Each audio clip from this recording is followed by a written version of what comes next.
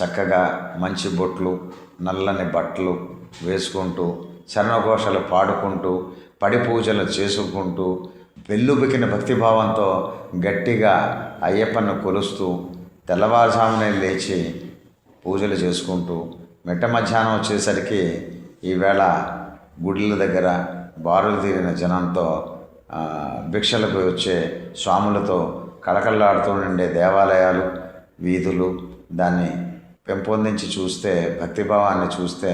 అట్లనే ఈ డిసెంబర్లో ఎక్కువగా స్వాములందరూ కలిసి ఈ యొక్క 41 రోజుల మండల దీక్షలు పూజలు కంప్లీట్ చేసుకుని చక్కగా మండలం దర్శనానికి వెళ్తారు. అట్లనే రాబోయే నెక్స్ట్ మంత్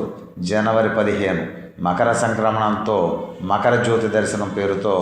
దీక్షలు తీసుకుంటున్నారు. ఇక్కడ మనకి మన హిందూ ధర్మంలో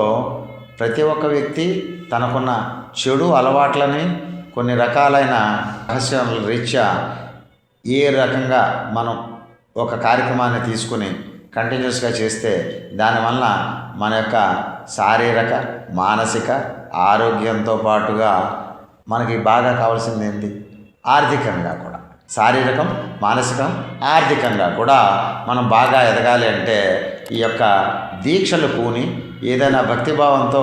41 రోజులు మండలం పాటు మనం చేస్తే మనకి మంచి జరుగుతుందనే ఉద్దేశంలో కొంతమంది పురాణాల నుంచి తీసిన దాంట్లో ఒకటి స్వామియే శరణమయ్యప్ప. మనకి కేరళలో మంచిగా కొండలలో వెలిసిన